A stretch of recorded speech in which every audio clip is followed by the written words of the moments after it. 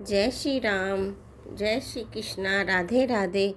श्री जी channel में आप सभी श्रोताओं और सखियों का हार्दिक अभिनंदन है। कल हमने जाना था प्रभु श्री राम को वनवास और भरत को राज्य तिलक करके दो वरदान माता कैकेयी राजा दशरथ से मांग लेती है। सभी प्रजा को जब ये समाचार प्राप्त होता है तो सभी बहुत दुखी होते हैं, सब व्यथित होते हैं कि काश ये बात झूठी हो। आगे चलते हैं। नव गयंदु रघुवीर मनु राजू अलान समान, छूट जाने वन गवन सुनी उर आनंदु अधिकान। श्री रामचंद्र जी का मन नए पकड़े हुए हाथी के समान और राज तिलक उस हाथी के बांधने की कांटेदार लोहे की बेड़ी के समान है। वन जाना है यह सुनकर अपने को बंधन से छूटा जानकर उनके हृदय में आनंद बढ़ गया है। रघुकुल तिलक श्री रामचंद्र जी ने दोनों हाथ जोड़कर आनंद के साथ माता के चरणों में सिर नवाया। माता ने आशीर्वाद दिया, अपने हृदय से लगा लिया और उन पर गहने तथा कपड़े नौछावर किए। माता बार बार श्री रामचंद्र जी का मुख चूम रही है, नेत्रों में प्रेम का जल भर आया है और सब अंग पुलकित हो गए हैं। श्री राम को अपनी गोद में बैठाकर फिर हृदय से लगा लिया। सुंदर स्तन प्रेम रस दूध बहने लगा। उनका प्रेम और महान आनंद कुछ कहा नहीं जाता, मानो कंगाल ने कुबेर का पद प्राप्त कर लिया हो। बड़े आदर के साथ सुंदर मुख देखकर माता मधुर वचन बोली, हे तात, माता बलिहारी जाती है, कहो वह आनंद मंगलकारी लग्न कब है जो मेरे पुण्यशील और सुख की सुंदर सीमा है और जन्म लेने के लाभ की पूर्णतम अवधि है, तथा जिस लग्न को सभी स्त्री पुरुष अत्यंत व्याकुलता से इस प्रकार चाहते हैं जिस प्रकार प्यास से चातक और चातकी शरद ऋतु के स्वाति नक्षत्र की वर्षा को चाहते हैं। हे तात, मैं बलैया लेती हूँ, तुम जल्दी नहा लो और जो मन भावे कुछ मिठाई खा लो। भैया तब पिता के पास जाना, बहुत देर हो गई है, माता बलिहारी जाती है। माता के अत्यंत अनुकूल वचन सुनकर जो मानो स्नेह रूपी कल्प वृक्ष के फूल थे, जो सुख रूपी मकरंद पुष्प रस से भरे थे और श्री राज लक्ष्मी के मूल थे, ऐसे वचन रूपी फलों को देखकर श्री रामचंद्र जी का मन रूपी भोरा उन पर नहीं भूला।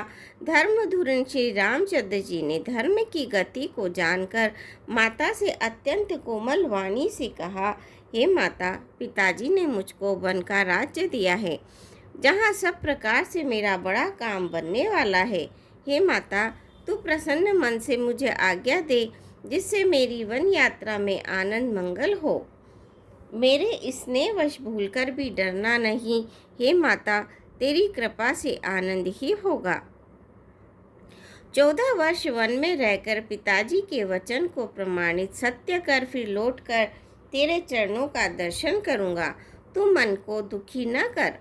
रघुकुल में श्रेष्ठ श्री रामचंद्र जी के बहुत ही नम्र और मीठे वचन माता के हृदय में बाण के समान लगे और कस करने लगे। उस शीतल वाणी को सुनकर कौशल्या वैसे ही सहम कर सूख गई जैसे बरसात का पानी पड़ने से जवासा सूख जाता है।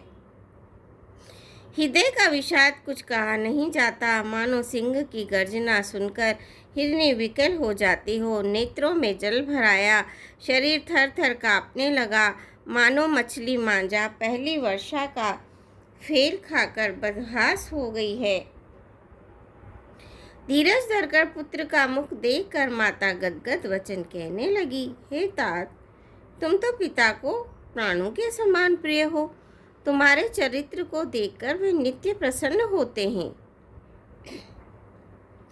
राज्य देने के लिए उन्होंने ही शुभ दिन सोधवाया था, फिर अब किस अपराध से वन जाने को कहा। हे तात, मुझे इसका कारण सुनाओ। सूर्यवंश रूपी वन को जलाने के लिए अग्नि कौन हो गया? तब श्री रामचंद्र जी का रुख देखकर मंत्री के पुत्र ने सब कारण समझाकर कहा। उस प्रसंग को सुनकर वे जैसे गूंगी हो गई, चुप रह गई। उनकी आवाज़ ही चली गई। उनकी दशा का वर्णन नहीं किया जा सकता। न रख सकती है, न कह सकती है कि वन चले जाओ। दोनों ही प्रकार से हृदय में बड़ा भारी संताप हो रहा है। मन में सोचती है कि देखो, विधाता की चाल सदा सबके लिए टेढ़ी होती है। लिखने लगे चंद्रमा और लिख गया राहु। धर्म और स्नेह दोनों ने कौशल्या जी की बुद्धि को घेर लिया। उनकी दशा सांप छुछुंदर की सी हो गई। सोचने लगी, यदि मैं अनुरोध हट करके पुत्र को रख लेती हूँ तो धर्म जाता है और भाइयों में विरोध होता है, और यदि वन जाने को कहती हूँ तो बड़ी हानि होती है। इस प्रकार के धर्म संकट में पड़कर रानी विशेष रूप से सोच के वश हो गई।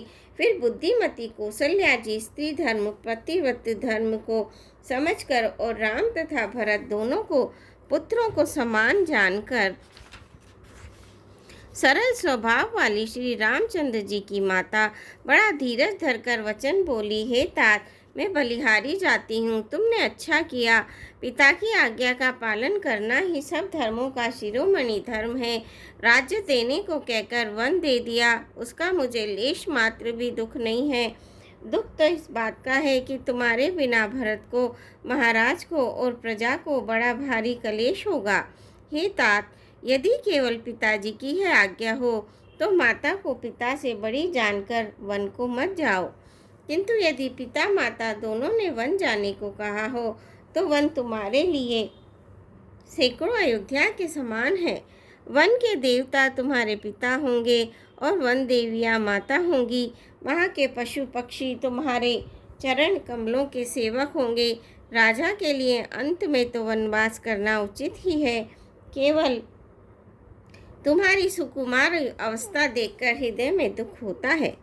हे रघुवंश के तिलक, वन बड़ा भाग्यवान है और वह अवध अभागी है जिसे तुमने त्याग दिया है। हे पुत्र, यदि मैं कहूँ कि मुझे भी साथ ले चलो तो तुम्हारे हृदय में संदेह होगा कि माता इसी बहाने मुझे रोकना चाहती है। हे पुत्र, तुम सभी के परम प्रिय हो, प्राणों के प्राण और हृदय के जीवन हो।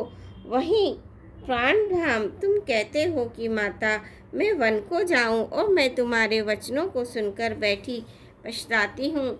यह सोचकर झूठा स्नेह बढ़ाकर मैं हट नहीं करती बेटा, मैं बलैया लेती हूँ। माता का नाता मानकर मेरी सुध भूल न जाना। हे गोसाई, सब देव और पितर तुम्हारी वैसे ही रक्षा करे जैसे पलकें आँखों की रक्षा करती है। तुम्हारे वनवास की अवधि 14 वर्ष जल है, प्रियजन और कुटुंबी मछली है। तुम दया की खान और धर्म की धुरी को धारण करने वाले हो। ऐसा विचार कर वही उपाय करना जिसमें सबके जीते जी तुम आ मिलो। मैं बलिहारी जाती हूँ। तुम सेवकों, परिवार वालों और नगर भर को अनाथ करके सुखपूर्वक वन को जाओ। आज सबके पुण्यों का फल पूरा हो गया।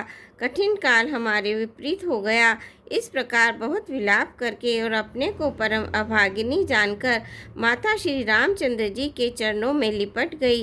हृदय में भयानक दूसरे संताप छा गया। उस समय के बहुविध विलाप का वर्णन नहीं किया जा सकता। श्री रामचंद्र जी ने माता को उठाकर हृदय से लगा लिया और फिर कोमल वचन कहकर उन्हें समझाया। समाचार ते समय सुनी, सिए उठी अकुलाई। जाई सासुपद कमल जुग, बंदी बैठी सुरनाई। सियापति रामचंद्र की जय, पवन पुत्र हनुमान की जय। मंगल भवनीय मंगल हारी, दवौ सुदशरथ अजर बिहारी। दीन दयाल विरद संभारी, हरौ नाथ मम संकट भारी। श्रोताओं, आज के लिए बस इतना ही। कल फिर आपसे भेंट होगी। आज्ञा दीजिए। जय श्री राम।